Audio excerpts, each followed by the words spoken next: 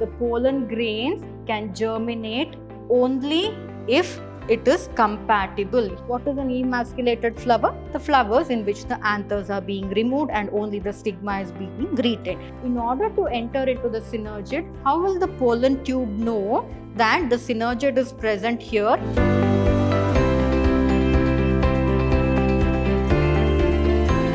Hello everyone, a warm welcome to today's session on sexual reproduction in flowering plants. I'm Dr. Divya, Biology Faculty, Vidyashram Pre-University College, Mysore, Temple of Excellence. So in today's session, we will be studying about what are the other fertilization events that are involved in bringing about the sexual reproduction in a flowering plant. So in the previous session, we had studied about a very important event that comes under the pre-fertilization event. So what is a pre-fertilization event? Those events that occur before the gamete, the male gamete, fuses with the egg cell or one of the polar nuclei. It is called as the pre-fertilization events. So under that, we had studied about pollination. So pollination, it is nothing but wherein the pollen grains from the anther, it is carried to the stigma of the same flower or another flower present on another plant of the same species. And you know that only after the occurrence of the pollination, once the pollen grains, they fall on the stigma of the female flower, only then the fertilization event can occur. So before moving on to the fertilization event, that is the double fertilization, we will first study about the outbreeding devices. So outbreeding devices are very important for the plant in terms of reproduction. That is, especially during the pre-fertilization event, it is very important. Why is it so? Because usually we know that flowering plants, they are hermaphrodites, or in other terms, you can call it as bisexual. So what is bisexual?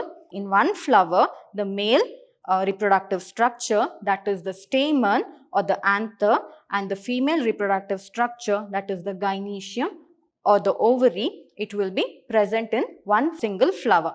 That is why it is called as bisexual. So what is bisexual?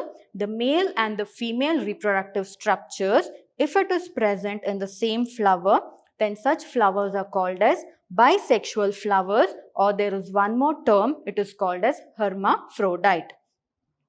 So in bisexual flowers, I told you in the previous session while talking about pollination that in bisexual flowers, the chances of self-pollination is more, right? So you can wonder, okay, let the plant self-pollinate, what will happen? But what happens is if the plant continuously self-pollinates generation to generation, then the seeds will lose its viability. So what is viability? Viability is nothing but the seeds, they will not be able to germinate. They will not be fertile anymore. So such seeds are called as non-viable seeds. So in the case of self-pollination, in bisexual flowers, if self-pollination occurs frequently again and again, then what happens is the flowers or the seeds generated from such flowers will be non-fertile, or it will be non-viable. They will lose their viability. They will lose the ability to germinate. So therefore, the plants, it is an evolutionary process. Through the process of evolution, the plants or the flowers, they have developed a specific technique or a mechanism which is called as outbreeding devices. You have to remember here two important breeding techniques. One is the inbreeding device and the other one is the outbreeding device.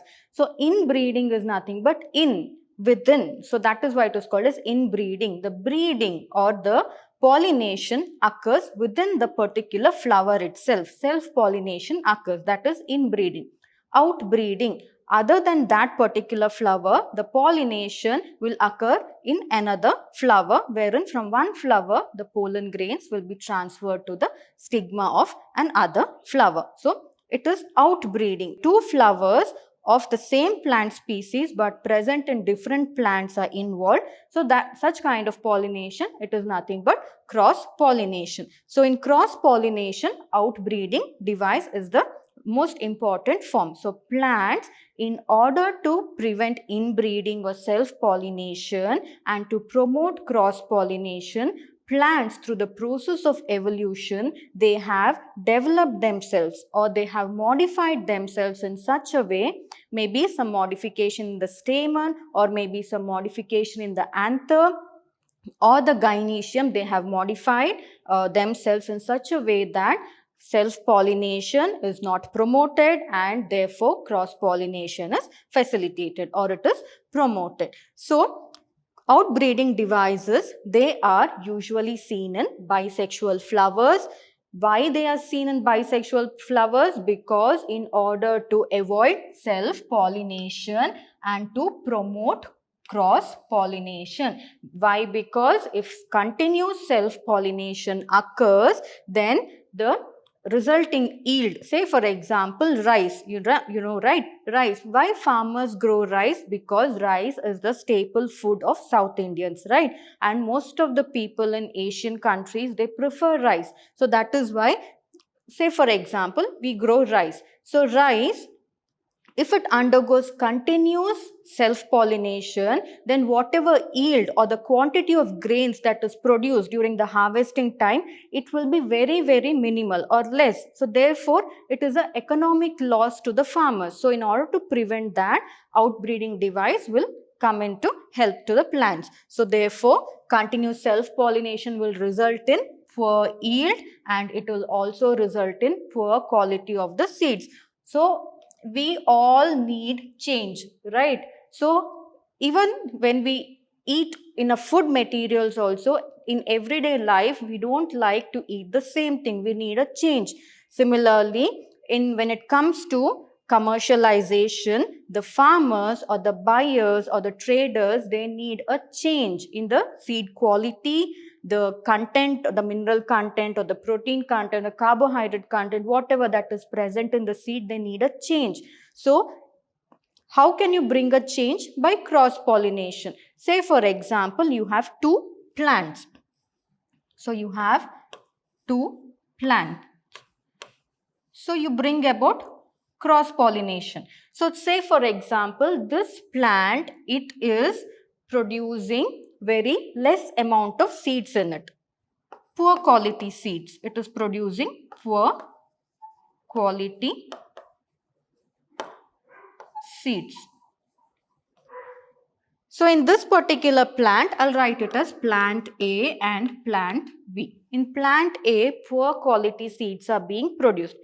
Now, I'll tell you, here in plant A, self-pollination is occurring. No, plant B is not at all involved. Only self-pollination is occurring, therefore only plant A is involved.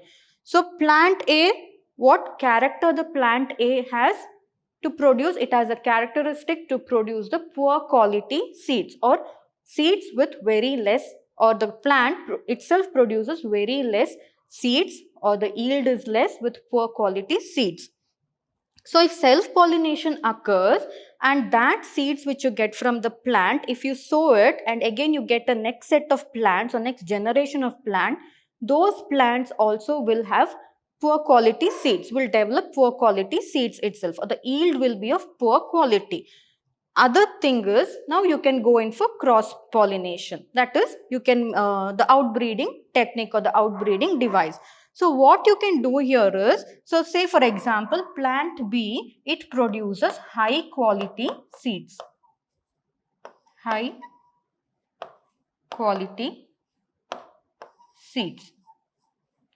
So in high quality seeds, now you're cross pollinating. So you're promoting cross pollination. So what happens is the pollen grains which are present in the anther of this particular plant, it will be pollinated to another plant of the same species, which is here this particular species is producing high quality seeds. So the resulting offspring or the progeny, whatever is there, it will also produce high quality seeds. So this will also produce high quality.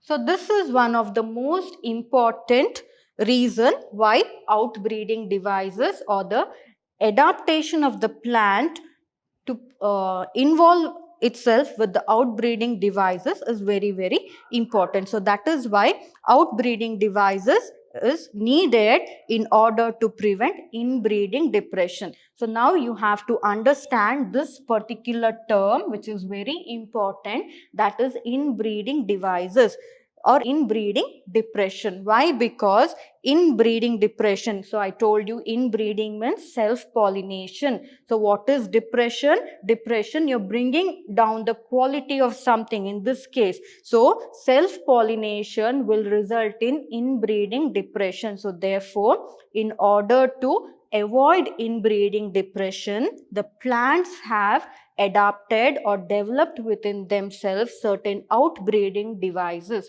So what are the different techniques or the outbreeding devices the plants have adopted in themselves or developed in themselves? We'll study about that one by one. So moving on to the different outbreeding devices. So why are outbreeding devices adopted by the flower? In order to prevent self-pollination. So the first outbreeding device that is adopted by the flower is the difference in the synchronization or the difference in the synchronization of the pollen release and the stigma receptivity. So stigma receptivity. So what is this receptivity? Receptive is something to receive. So here the stigma is the receiving organ. So the stigma is the one which receives whatever pollen grains is shed by the anther, which falls on the stigma. The stigma prior itself or before itself, it will be like well equipped to accept the stigma. So that is what happens in pollen release and stigma receptivity. So if there is synchronization or if the pollen grain release and the stigma receptivity are synchronized, then self-pollination will occur. If it is not synchronized, then cross-pollination will occur. So I'll just explain to you in detail how it is possible. So when we think of synchronization, say for example, in self-pollinated plants, say you have two plants. So here you have the anther and the stigma. Then you have the anther and the stigma. So here what happens? As soon as the anther sheds the pollen grains, the stigma will be ready to receive the pollen grain. As soon as the anther sheds the pollen grains, the stigma will be ready to receive the pollen grain. This is in the case of bisexual flowers. So bisexual flowers, I told you earlier itself, self-pollination is very, very common. So here what plants have done is, they have evolved themselves to avoid this synchronization. So what is synchronization in this case? As soon as before the pollen grains are shed by the anther, the stigma will get ready or it will prepare itself to receive the pollen grain. So that as soon as the pollen grain is shed by the anther, the stigma, whatever pollen grains fall on the stigma will be ready to receive it. So this is synchronization. Here what the plants will do in order to promote cross-pollination is, they will prevent this particular synchronization. So what they will do is, say for example, this stigma will not prepare itself.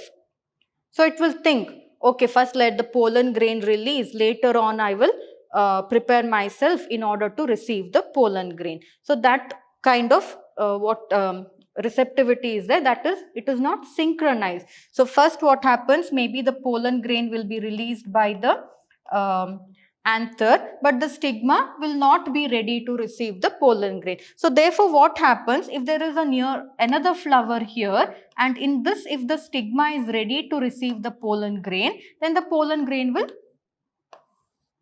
falls on it, then the pollen tube will be produced and the fertilization event and all will take place. If it is not synchronized, what will happen is, even though the pollen grain falls on the stigma, it will not germinate and produce the pollen tube. So this is non-synchronization. So the pollen release and the stigma receptivity are not synchronized. So this is one of the best outbreeding devices that is followed by the bisexual flowering plants. And next one is, there is difference in the arrangement or the placement of the positions of the anther and the stigma. So this is called as dichogamy. So dichogamy is one of the important outbreeding device that is adopted by the flowering plant. So here what they do is, the position of the anther and the stigma. So here what happens in dichogamy is, there is difference in the height of the or the placement of the height of the or the placement of the anther and the stigma. So what happens in dichogamy is, there is difference in the placement or the height of the anther and the stigma. So they are placed in different positions. So in the case of dichogamy, they are placed in different position. So what happens is, say for example, you have a flower.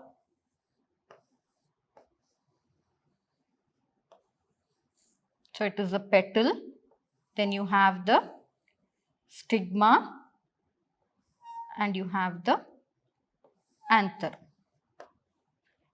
Next you have one more flower.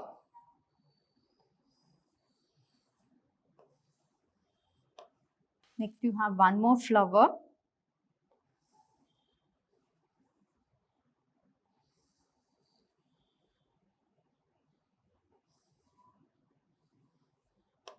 So here it is difficult for the pollen grains to transfer itself here. It is difficult. But in this case, since the height of the anther and the stigma, can you see here, the height of the anther and the stigma are same. So therefore it is easy for the pollen grains to come and fall. So this is nothing but dichogamy. But say for example, here you have a smaller anther. So I'll draw one more flower.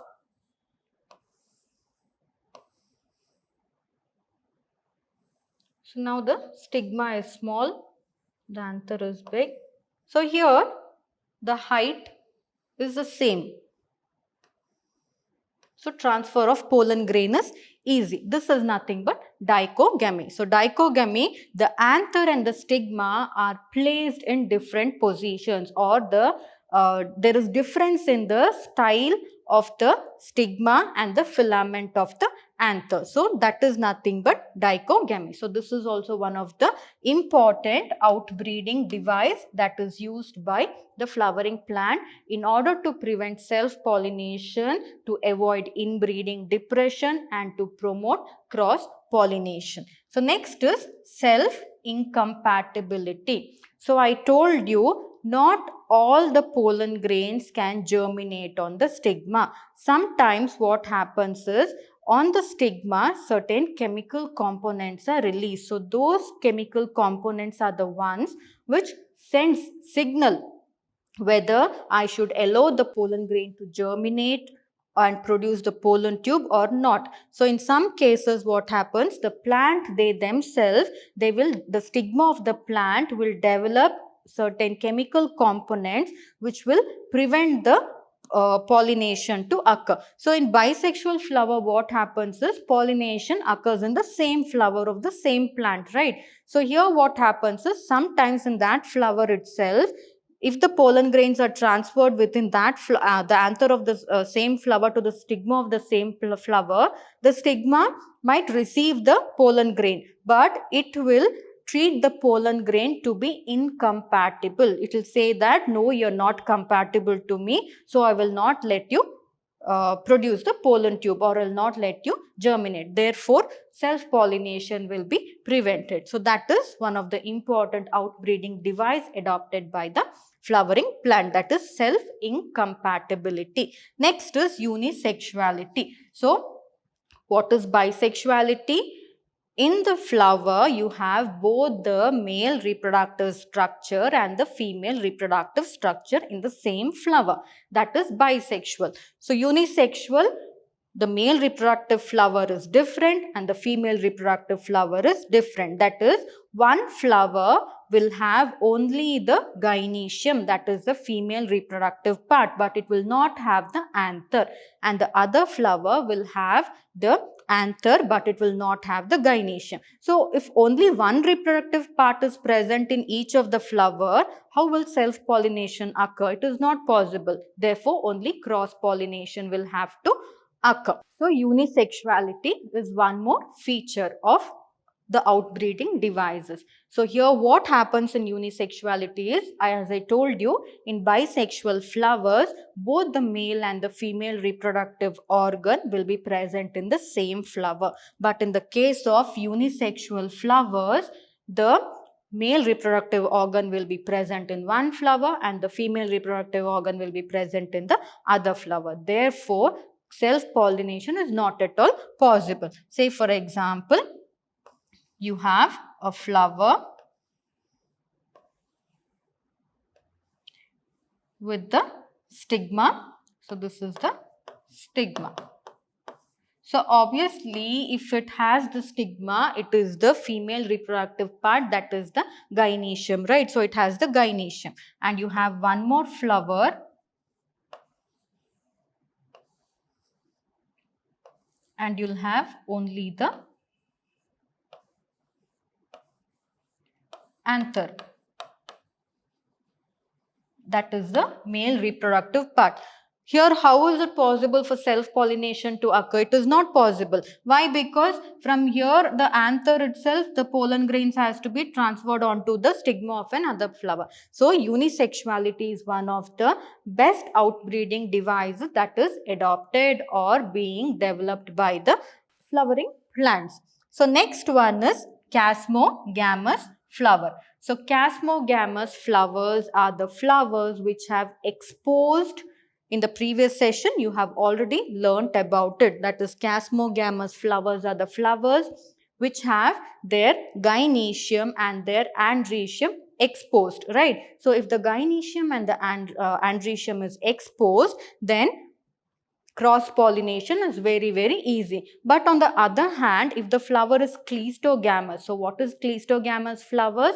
Those flowers which do not open at all, they always remain in the bud condition. So, you might have seen a bud, you can just see the petals and the sepals, right? You cannot see the stamens and the gynoecium in a bud or the stigma, it is not visible. So, what happens is, in such cases only self-pollination will occur. Therefore, cleistogamous flowers will cause inbreeding depression, but chasmogamous flowers will not cause inbreeding depression and it will promote cross-pollination. Why? Why? Because the flowers in these, that is the chasmogamous flowers, the anthers and the stigmas, they are well exposed for pollination. That is why it is one of the most important outbreeding devices. So, these were the outbreeding devices. So, next moving on to pollen pistil interaction. So, I told you about self-incompatibility. So, self-incompatibility is one of the very good outbreeding device. So, here in self-incompatibility, how self-incompatibility will occur? That is by pollen pistil interaction. Here, I am talking about the interaction between the pollen grain and the female reproductive part of the gynoecium, that is the stigma. So, here the interaction between the stigma and the pollen grain is involved. So, in the previous slide itself, I had told you that whatever pollen pistil interaction occurs, it is all based on certain chemical components that are delivered or released by the stigma. So, those chemical components acts like signals, right? So, say for example, how a bee will know that there is a nectar in a plant. That is because of the antenna. The antenna, the bees have an antenna, right? Two antenna-like structures. So those antennas, they act as signal receivers. So they will know that in this particular plant, nectar is there, I can go and feed on them. Just like that, here also on the stigma, certain chemical components are being produced. So these chemical components, they act like signals. They will send signal to the pollen grain. Okay, one, you have landed on me. So now if the signals, if the compatibility match, you can germinate and you can deliver the gametes into my ovule. That is what will happen here.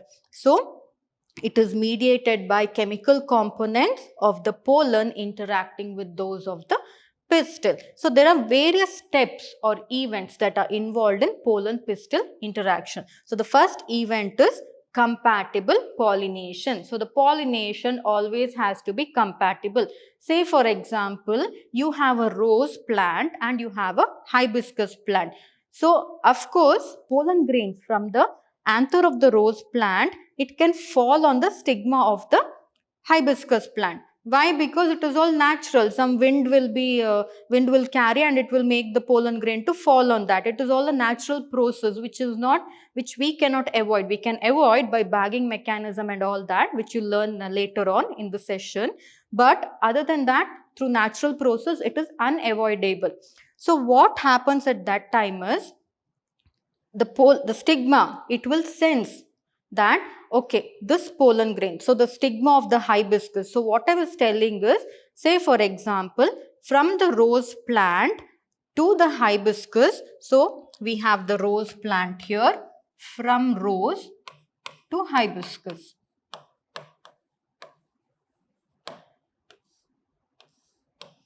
So I'll just draw the stigma with the anther. So this is the stigma and anther of the rose plant. So this is the stigma and anther of the hibiscus plant. So this is the rose plant and the hibiscus plant. So now this anther will shed the pollen grains. And these pollen grains may be carried by the insect or by wind to the stigma of the hibiscus.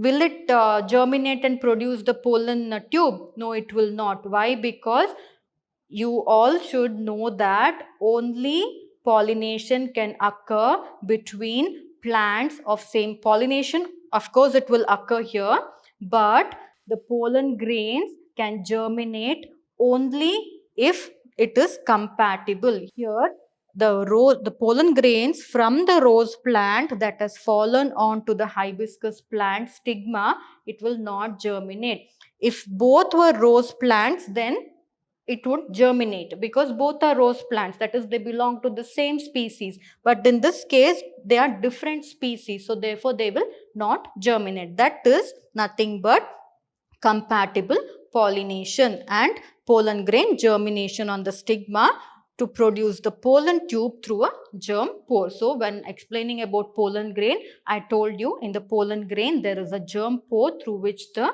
germ tubes are being produced, or the pollen tubes are being produced, and that pollen tube will carry the male gametes and deliver it into the ovary or the ovule of the gynoecium only if it is compatible. So that is what happens here. So following compatible pollination, the pollen grain, it will germinate on the stigma to produce the pollen tube through a germ pore. If it is non-compatible, then the pollen grain will never germinate. Why it will not germinate? Because on the stigma, there will be some chemical components that are released in the form of signals. So those signals will tell the stigma to say these pollen grains are not fit for you, they are not compatible, so don't let them to germinate, and the pollen grains will get degenerated or destroyed. So this is how one of the major event in post pollen pistil interaction will take place. So I'll show you here. You can see you have the pollen grain. So the pollen grain, it has fallen on the stigma of this particular flower, and germination has occurred. Why has it germinated? Because it is compatible. If it was not compatible, then germination would never occur. Say for example, if it was not compatible, this pollen tube would never be produced. Only if it is compatible, it is produced. So the pollen tube will be produced and the male gametes, so the male gametes will be carried like this. It will be carried. So the male gametes will start to move to the pollen tube and it will enter through the micropylar end. So micropylar end, why? Because there is an opening there. Micropyle, it is the opening which is not covered by the integuments. So it will easily enter and it will deposit the male gametes inside the ovule. So this is how it will take place. So therefore, in pollen pistil interaction, it involves the following events wherein if the pollen grains are compatible, then the pollen grains will germinate on the stigma. It will produce a pollen tube through a germ pore. So once the pollen tube grows, once the pollen tube grows, it will reach the ovary and it will enter the ovule through the micropyle and then it will enter to one of the synergids. So what are the synergids? Remember, in the previous sessions, we had learned that synergid, it is present at the micropylar end. So you have the egg apparatus, right, in the micropylar end. So what is the egg apparatus made up of? It is made up of two synergids and one egg cell. So in the two synergids, there is one important structure which is a finger-like projection. It is called as the filiform. Fili means finger. Filiform apparatus or filiform structure. So the filiform structure is very, very important. So in the coming session also, you will study about this in detail, but here I will just give you a little bit of description about it. So what happens here is once it enters the synergid, so how here also there is a signal being produced.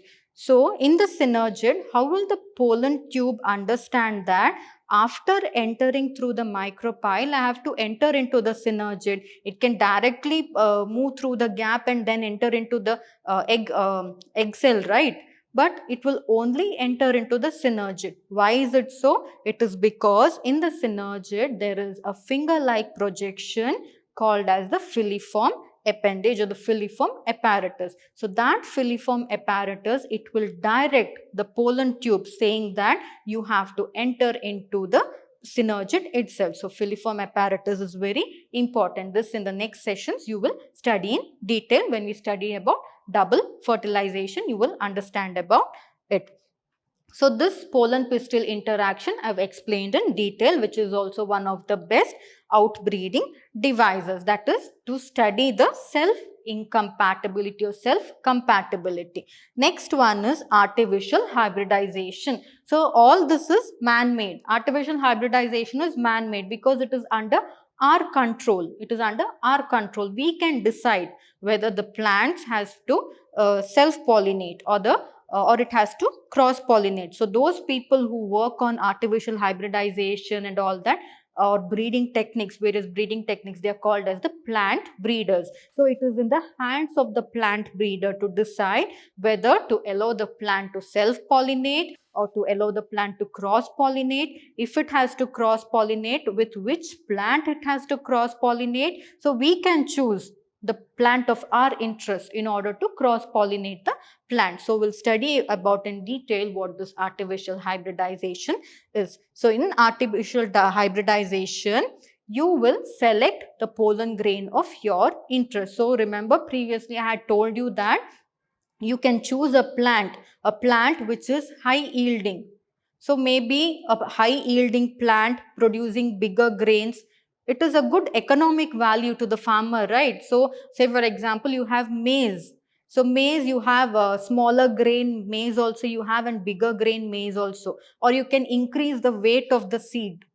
You can say for example, one plant will be producing very lightweight seeds. The other plant will produce heavy seeds which are heavier. So it is of economical importance because you know that if the weight of the seed is heavy, then you can give less quantity to the people for more price. If it is the weight of the seed is less, then for lesser price, for that fixed price only, you'll have to give more quantity of the seed, right? So all this is useful for commercial purpose itself, or to develop new hybridized plants, and for all those things, these are very, very important. That is artificial hybridization. So artificial means it is man-made, it is in the hand of the human beings. Hybridization, you are creating a hybrid or a bigger version of something, a more developed version of something, that is artificial hybridization. So here the desired pollen grains, always write it as the desired pollen grains, because you will be choosing the pollen grain of your interest. So that is why. So here the desired pollen grains, they are used for the pollination, and you can decide which stigma of which flower you want to pollinate. So here it is easily, I'll show you here in detail how it is done. So in artificial hybridization, or to bring about artificial hybridization, two important steps are followed. One is emasculation and the other one is called as bagging. So sometimes artificial hybridization is very important, so that you can prevent pollen contamination. Maybe you don't want the pollen grain of one particular plant to fall on the stigma of the plant of your interest. So at that time, in order to prevent pollen contamination, you can use this artificial hybridization. So first, in artificial hybridization, emasculation is done.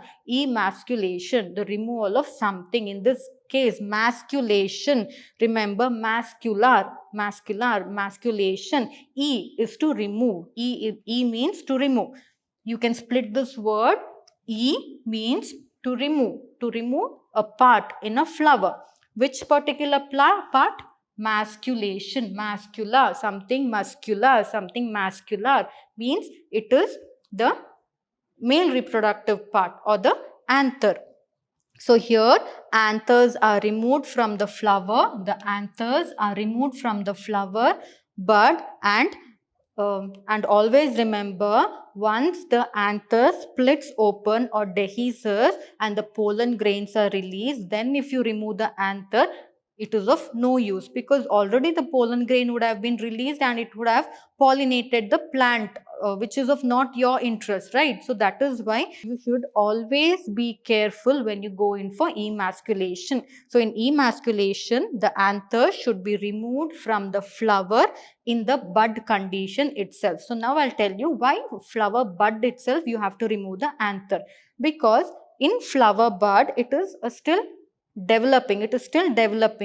The reproductive parts would have not been matured, means pollen grains would have not been developed in the anther. So in the flower bud condition, or in the when the flower is immature itself, if you try to remove the anther, it is well and good. Otherwise, in the mature flower, the release of the anther, the pollen grains released from the anther, it is difficult to calculate. You can't sit 24/7 in front of the flower seeing whether the anther has released the pollen grain or not, right? Sometimes the temperature or the humidity will also decide when the anther has to burst open, when it has to release the pollen grain, and whether the pollen grain inside has been matured also you will not know, because it will be inside the anther, you will not know.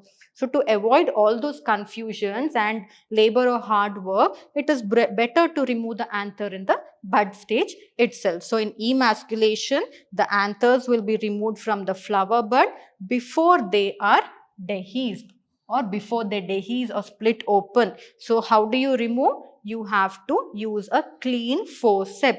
Never use your hand. Why? Because with your hands you would have worked on some other flower. When you're working on some other flower, some contaminants would have got stuck onto your hand. So when you're emasculating the flower, that contaminant, it may contaminate the anther of the flower which you're working with, or the stigma, or whatever, it may contaminate. So therefore you always need to use a clean pair of a forceps. So and also using a forceps is very precise. It is very like the chances of damaging the floral parts, it can be avoided. So that is why you have to use a clean forceps. So using a clean forceps, all the anthers will be removed. So you're removing all the anthers. Now there is no anther in the flower. Right. So there is no anther in the flower. Once you remove the anther, only the stigma will be there, and then in another flower you can bag it. So once you remove the anther, only stigma will be there. So what you can do is, now you have another plant of your interest. From there you can collect the pollen grain from the anther and dust it on this particular stigma. Now anther and all is being removed. So in this particular flower, what is remaining? Only the stigma is remaining. So therefore self-pollination now it is not at all possible. Why? Because anthers are being removed. So what you can do is, from a plant of your interest, from the flower of your interest, you can collect the pollen grains and you can dust it on the stigma. So once you dust it on the stigma, you have to bag it. So that process is nothing but bagging. So after emasculation, the flowers are covered by a bag in order to prevent contamination of the stigma by the unwanted pollen grains. So this process is called as bagging. So why you bag? Because already you would have dusted the pollen grains of your interest onto the stigma, emasculated flower. So you have to use the word emasculated flower. So there itself the answer is there. What is an emasculated flower? The flowers in which the anthers are being removed and only the stigma is being retained. So in that emasculated flower, you will dust the pollen grains. So after dusting, you will just cover it with a bag. Why are you covering it with a bag? Because the other pollen grains which are traveling in the wind or somewhere, which should not come and fall on the stigma and contaminate it, right? So if it gets contaminated, the yield or the plant or the hybrid plant of your interest, it is not possible to produce. So that is why you have to bag it. So this is how artificial hybridization is achieved. So artificial hybridization, self-incompatibility, wherein you studied about the pollen-pistil interaction, all these are the most important outbreeding devices that have been adapted by the plants or the flowering plants. So next we have double fertilization.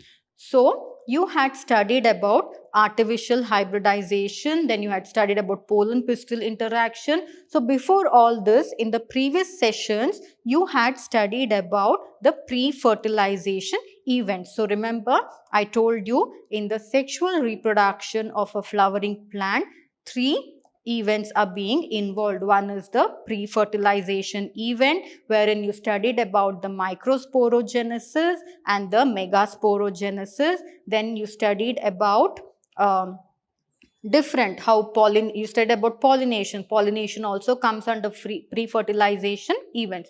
So after all this, you have one more event called as double fertilization. So in double fertilization, what has happened is, now the pollen grains have fallen on the stigma. The stigma will decide whether the pollen grains are compatible or not. If it is compatible, they will allow the pollen grain to germinate. So this is the same thing that I had explained to you previously. So the pollen grains, they have germinated and they have produced the pollen tube which will enter in through the micropylar end. Why the micropylar end? Because there is already an opening here. It is easy for entry. So once they enter, they will be directed towards the synergid. So synergid, this is the synergids. So remember, where all this process will take place now? It is taking place inside the female gametophyte, that is inside the ovary, inside or the ovule, inside the ovule. So here you already know that in the micropylar end you have the egg apparatus. So what is the egg apparatus made up of? 1 egg cell and 2 synergids. So you have 2 synergids here. So first the pollen tube, once it should enter into the synergid. So same thing, it is a magnified view of this. It should enter into the synergid. So in order to enter into the synergid, how will the pollen tube know that the synergid is present here? I have to enter into it. How will it know? How will it know? It is because of this particular structure called as the filiform apparatus. So, double fertilization occurs after the pollen tube reaches the ovary, and it is one of the most important characteristics of the angiosperms. So, once the pollen tube enters, it releases the two male gametes into the cytoplasm of the synergid. So, if it has to release the two male gametes into the cytoplasm of the synergid, what will help is this filiform apparatus. So, this is the filiform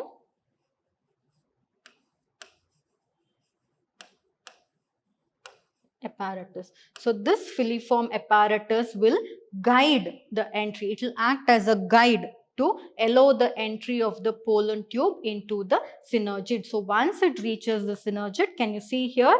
Here the pollen tubes were, gametes were there. So, from where did the gametes come? It was inside the pollen grain. Remember, in the previous session, you had studied in the pollen grain, you have a vegetative cell, then you have a generative cell. This generative cell, it will develop into two male gametes.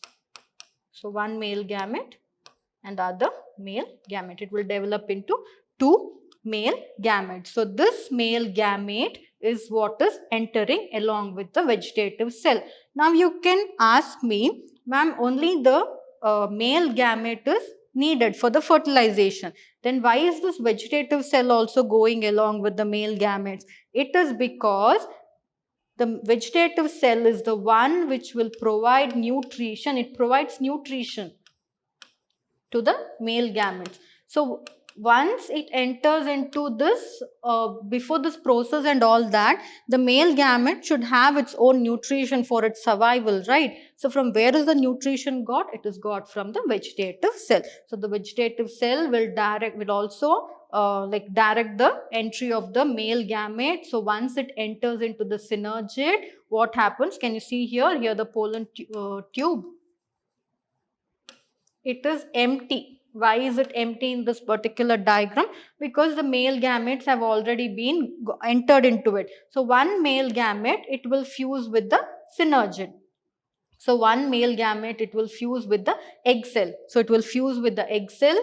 So, one of the male gamete will fuse, say for example, if this is the egg cell, it will fuse with the egg cell and the other one will fuse with the polar nuclei.